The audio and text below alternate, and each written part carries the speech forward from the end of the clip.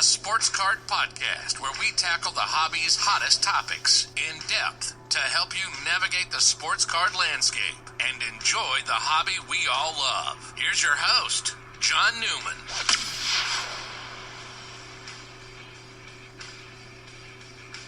Welcome to another episode of Hobby Quick Hits. Glad to be back. Today's episode pertains to my show circuit starting again. I did my second show here locally at the fairgrounds. We have a fairground show. It's where they have the state fair. We have a fairground show about every 2 to 3 months, sometimes 4 months. And I sometimes do them. I'm not going to lie, I don't do them all. But I did second one since they've lifted restrictions pertaining to COVID-19. You know, for almost 2 years, they stopped shows here in Syracuse. So I did my first one in September, and just 2 weeks ago, I did the second one. I did an episode of HQH pertaining to that first show, and I wanted to do one with this show. It's not something I would do a Hobby Quick Hits episode every show I do. I don't think shows are that interesting. Many are, the same thing. Transactions go down. But this one, if there's some unique stuff that happens, or I think it'll make a worthy HQH episode, I'll do it. And I think this show qualifies as such. So we'll talk a little bit. Not going to be a long episode, folks, but I wanted to do sort of a show tales part 2, if you will. But before we get to the second show and some of the things I saw and observed and conversations I had, let's hear from our great sponsor, Mojo Break. Without them, we can't produce this show, most likely. They're great, doing big things in California and worldwide, getting product at great prices into the hobbyist hands. And Doug and Dan are not just great hobby guys, but great guys in general, and happy to be affiliated with them. So let's hear from them, and we'll be right back after that. Hey folks, wanted to tell you about the best place to get some of your sealed sports card wax products. Great selection and some of the lowest prices on the web. MojoBreakShop.com is that place. Whether it's a box or a whole case, they're your guys, and they ship around the world right to your door. The Mojo Break name is one of the most trusted in the hobby. From sports cards to Pokemon, their selection can't be beat. They offer daily deals and pre-orders. Who won first place at this year's Topps Rip Party? None other than Mojo Break. Their prices are already great, but here's a way to save even more money. Use the code QUICKHITS, that's QUICKHITS, for 10% off anything on MojoBreakShop.com. They also have a full-service card shop in Santa Clara, California. So if you're in the area, stop by. They're open 7 days a week, so check them out at MojoBreakShop.com. So in September, as the restrictions get slowly lifted here in New York, hadn't done a show in 2 years, and that became available. Got the email from the promoter who I know and said, hey, table's available. Do you want any? I took my customary 2. I usually take 2. I've even done this show with 1 table, depending on kind of where my mindset is at, but I usually go with 2. So I went with 2. A little nervous back then because some of the last shows before the pandemic hit were not great ones. Light traffic, not as heavy attended. People didn't seem to be spending as much, and so I was a little leery. But I had the hope with us being without shows for a couple of years that the itch would be there, the bug would be there. People would be glad to get out, glad to spend some money in person. And I was right. It was a pretty good show. It wasn't a great show. A pretty good show. Wound up buying a Mays and Griffey auto. Was probably 2 of my bigger purchases from people coming up to my table. I like to buy cards from folks that come up to my table when I can, when the opportunity presents itself. So I got to meet a lot of people, or a decent amount of people that actually listen to the show locally that I've never met in person. I got to debut my retractable display in support of Sports Card Nation. That was pretty cool. And so I was out of work at the time, and so I don't use cards to pay my bills. If you listen to the show on a regular basis, that I don't use card income necessarily to pay my bills. I don't do this full time in that capacity, but I was sort of anxious. Not that I needed to may have a great show to eat or pay my mortgage, but I maybe being out of work made me a little bit more on pins and needles, if you will, with that first show. But the show went pretty good. I'll use those two words, pretty good. And like I said, I bought that Mays auto, that Griffey auto. So it was a good show overall, made some money, and had a good vibe at the end of the day. It's a one-day show, these fairground shows. So then this show came up here in October. And it's usually, they don't do them that close together. But I think because we were without them for so long, the promoter, CNY Promotions, felt like he can do another show the month after. And I said, you know what? That first show was so good, I'm going to sign. Like I said, I don't do them. I don't guarantee do every show. But I did sign up for the October one. And, curious. Hey, again, how is this going to be received? This show's never been done, two shows like that close to each other, the same promoter, the same venue. How is it going to be received? And so I was a little leery. Now, locally, we have a lot of Bills fans here that travel to Buffalo, which is only 2.5 hours away. And that first show, it was opening week of the NFL season. Buffalo was at home against my Pittsburgh Steelers. The Steelers won, I'm thankful to say. But that show, when 1 o'clock hit, 1:30, which was the start of the game time, that fairgrounds building, I don't want to say emptied out, but the traffic was, you could tell the difference. A lot of people left to catch the game. A lot of people probably never came to the show because they were, tailgating and getting ready for the home opener of the Bills. So when 1:30 hit, I had made the bulk of my sales that I was going to have for the day. Now, it was a very good sales day, but I almost could have left at 2 o'clock, 2:30, and not change the narrative on that show. The one thing I did when I got the show date for the second one was actually check the Bills' schedule to see, are they home, are they away? Because I think that's a huge factor for local shows that sometimes we don't think about.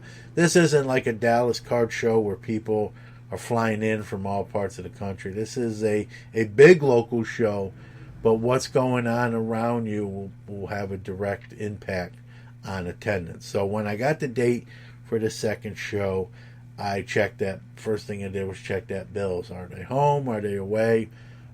Bills home game is heavily attended here locally in Syracuse. People commute to Buffalo. And so when I checked the Bills schedule for that date, it was their bye week. So they had no game at all. And I thought, man, that bodes well in the grand scheme of things. Not that it's just Buffalo Bills fans buying cards, but we're here in Central New York, not me, but we have a ton of Buffalo Bills fans. And that, like I said, either go to the game in Buffalo and tailgate and party all day and enjoy the game, and that's great. I've done that too with them. I have some friends that I've every once in a while will offer me a free ticket to have fun and hang out with them, and I usually take them up on that offer. And then we have a lot of people obviously stay home in the comfort of their home and warmth of their home and watch the game on TV, but they're diehard Bills fans. So when I saw the Bills were on the bye, I said, man, let's definitely do the show, especially coming off the first one, which was pretty good. And I was right. I mean, this was for me was a great show. Financially, I'm not going to go into details. Other than to say, I sold one card in itself for over 4 figures, and I made plenty of other sales on top of that. So it was a very, very good show.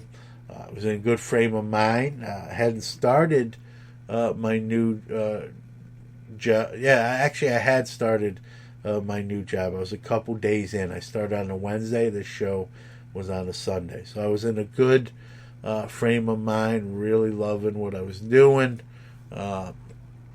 And I think sometimes our attitude subliminally kind of comes through when you're a dealer. People, you give off sort of an aura or vibe. I don't want to get all psychedelic on you. I'm not one of those, what's your sign? No, I'm not one of those guys. But, I think how you are mentally, are you in a good place? I think that kind of comes through your pores a little bit in how you deal with people. So I was in a good place. I think that boded well. So the show was very, very good. As crazy as it sounds, in all the years of me being a seller in the hobby, which is 15, since I've been 15 years old when I did my first show, and so 33 years in the sense of transacting where I sell cards potentially. I've never done at any of my shows. I've done player boxes. I've done like $5 and under game use and autos, those sort of bargain boxes. But I've never done what people in the hobby commonly refer to as a bargain box, where they have, hey, all cards in this row or this box are a quarter, this box is 50 cents, and this box $1. And I did that for the first time. So I put that box together with cards I had in other spots and added to it, and I made it was one monster box, but it was a quarter. 2 rows were all 25 cents each. 2 rows were 50 cents each, and that last row, every card in there was $1. And rather than pricing with my Mito price gun, which those price stickers aren't always cheap, I went to Amazon and I got color coding stickers. And they're actually stickers they use in the medical field to put on folders and charts of patients. And I said, you know what? This is going to serve a purpose for me. So all the white ones were, any white stickers on the sleeve were quarter cards. Any blue ones were 50 cents, and the red ones were $1. And they're small. They're not gaudy. They don't cover the whole card up. They're just little round, I think 1/4 of an inch, if my math is right, stickers. And they're very cheap. And so they're actually a cheaper alternative than the price each card out. And so I used the color code system. I put on the box what each color card cost, and the box was a pretty big hit. And I always, even on shows where I do well, I always try to measure. Like a lot of times it's like, I sold a lot of grading cards. I sold a lot of cards out of the singles boxes. I sold some wax, right? It usually seems to be dominated by one aspect of my inventory. Not all the time, but a lot of time. This particular show, what I was really encouraged by was I sold stuff from every aspect of my table. In other words, I sold graded cards. I sold a 4-figure card. I sold $10 cards, $20 cards. I sold dollar cards. I sold quarter cards. That bargain box was a big success. I have what's called player boxes, where I have they're organized by player in alphabetical order by sport. So if you collect Mike Piazza, you can go to that box, pull out 100 Piazzas, and pick out the one. They're all priced. You pick out the ones you want. Cards sold from the player boxes, the bargain boxes. I sold graded. I sold singles. I sold a little wax, not as much I was as anticipating, but I did sell some wax. I sold some packs. I had some 96 score packs with the first score Jeter. Made a nice little sort of promo for that. $1.50 each or 10 for $10. Sold, probably 300 of those. I've got like 1,000 of them. So, did very well across the board. That was encouraging. And again, did well with that final total, which I'm pretty guarded with. I don't always like to give it out, but we'll just leave it at it was a good 4 figures. And so, was the best show since I've returned to doing show. Was encouraging because I sold from every aspect of my table, from graded to raw to wax to the new bargain box, high end, low end. There was really nothing I had that struck out, if you will. And so it was a good day. I was in a good frame of mind already, starting my new job as a teaching assistant. It was overall a good day. And so, but I also met some more people that and my son actually came to the show. He wasn't there start to finish, but he brought me some lunch, so he came a little before noon and hung out with me. And some people came up to the table. Hey man, I listened to your podcast, that sort of thing. And my son was a little bit surprised. He hasn't been to a national with me, so he hasn't seen that aspect. But I think he got a kick out of hearing people sort of say they were fans of the show and me talking to them. And he said to me, "Wow, that's pretty cool when that happens." And so I'm like, "Yeah, it is," and it really is. And so I met some more people that listen to the show locally, and I don't know if it's that retractable display, but maybe more people are finding out about it even locally, potentially by doing the show. It's not why I'm doing the show per se, but maybe that's a fringe benefit just the same. I had one gentleman, if he's listening, I'll mention his name. His name's Jim. He came up to the table, said how he listened to the show, loves the show, and we start talking. And he collects PCs, Peyton Manning. Why? He went to college at the University of Tennessee at the same time Peyton Manning was there. So we talked a little bit about that aspect and how that was and what he was like. And my son's a huge football fan. He was actually there for that conversation, and so he got in on that. It's a great 20-30 minute conversation about that. And I did have some Peyton Manning rookies out in the case, and Jim picked up, gave him a decent deal. Actually beat eBay comps for a little bit for him, and he purchased a couple Manning rookies. But besides the purchase, that's secondary. The conversation we had was great. 3 football guys in a sense, with me, my son, and Jim, talking about the hobby, talking about going to school with Peyton Manning, what that was like. You can't have those conversations all the time, and when you have them, they're refreshing, they're fun, and had a great time talking to Jim. Thank you, and hope to see you again here shortly at another show. But a lot of those type of conversations, and some kids. I saw a lot more kids again at this show. I can only speak locally to what I'm seeing, other than since the national in Chicago. But we're seeing a lot more kids. Saw a lot of kids in Chicago, and here even locally in Syracuse, I'm starting to see more kids. They made some purchases. Some of the younger kids that were maybe with their dad or mom at my table, I made sure to give them. I like to give out a free pack and be an ambassador and advocate, 2 words I like to use to promote the hobby. I did that. Kids were very happy. Mom or dad was like, "Really? You're giving that to them for free?" Yep. Enjoy, and that sort of thing. So I love doing that.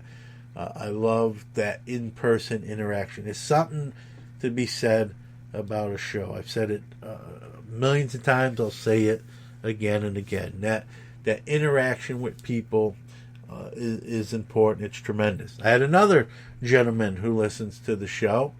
His name's Dan. He came up and he had a couple cards, and he asked me if I was interested. One of them was a LaMelo Ball Prism Silver, not graded, and I expressed some interest in that, and had a box of wax that he was interested. First we kind of were hem and hawing on price wise. And I said, listen, let's do the. He mentioned the price, and it was actually very fair. And I said, well, you know what? If you want, before you leave, see if you can get a little bit more. But before you leave, come back and check it with me, and we could probably do something. And so, about 45 minutes later, an hour later, he came back to the table. He was getting ready to call it a day at the show. And he says, you know what? There's a box of wax you have. I'd be willing to just trade. No money has to trade hands. Won't cost you anything. I'll get the box. You get the card. And I said, yeah, I think that's fair. Let me just, take a closer look at the card.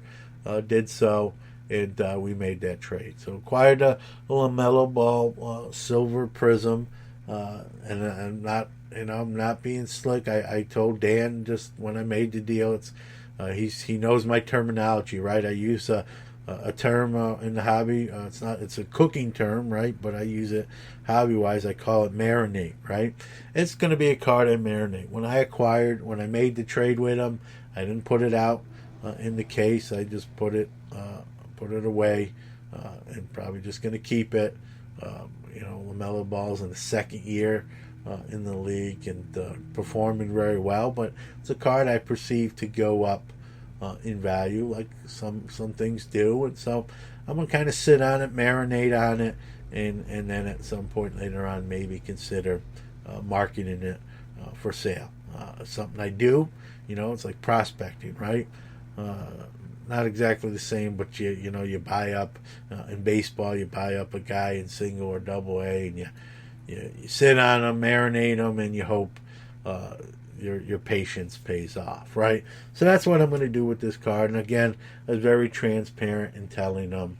I think he even asked me, like, what do you think you could sell it for? And I'm like, if I get it, I'm probably going to not sell it right away, just so you know. And I do that. I don't have to do that, but I think just being transparent and honest as much as you can be goes a long way in making whether it's buying a card or in this case trading, which I rarely trade. This was like a rare trade. I know I made a post on social media, pulled off the rare trade with a listener of the show, which was true. I don't normally trade, but this was one of those trades where I think both people involved in the trade go away pleased with the deal on both ways, and that's always a good thing. So pull the trigger on that rare trade, if you will. Jim got a box that he was without spending a dollar, and I got a card that I'm going to just hold on to and until a later date. And so overall, this was a great show. The next show is December 5th. It's called the Holiday Show. I don't know how it's going to be. Hopefully, it's if it's anywhere near what this show is, I'll be very, very ecstatic. I don't expect that all the time, but it's fun. I love getting out there, talking to people, setting up, buying cards, trading it apparently now too, as well. But it's fun, and I look forward to maybe even traveling a little bit. We got shows here in Albany, Rochester. I used to do them out of state. I don't know about that right now, but we'll see. We'll see how it goes. I'm not ruling it out. Never say never, as Mike Tomlin recently said, and then said never. But love the show circuit, and enjoy getting out there and mingling and talking to people about life, the hobby, and what have you. So December 5th is the next one. I don't guarantee that I'm going to make a hobby quick hits from it like I have the last two, but just want to throw that date out. If you're going to be in the central New York area, December 5th, the New York State Fairgrounds. That's the holiday show. It's also a bigger one. So these shows are normally about 100 tables. The holiday show will be in actually a bigger building on the fairgrounds site, and it's going to be a 200 table show. So more dealers, more tables, more items for sale. So hopefully I see some of you there as I have the last couple shows. With that being said, we're going to put a bow tie on this episode, and we'll see you next time on Hobby Quick Hits. All right, thank you for listening to another episode of Hobby Quick Hits. Want to give out our social media, starting with our website, which is www.sportscardnationpodcast.com. Facebook, you can follow us at www.facebook.com/SportsCardNationPodcast/. Twitter, we are at SportsCardNati1, so it's SportsCard NATI1. Instagram, at SportsCardNationPodcast, or you can email the show hobbyquickhits@gmail.com. Again, thanks for listening. We'll see you next week. Leave the gun. Take the cannoli.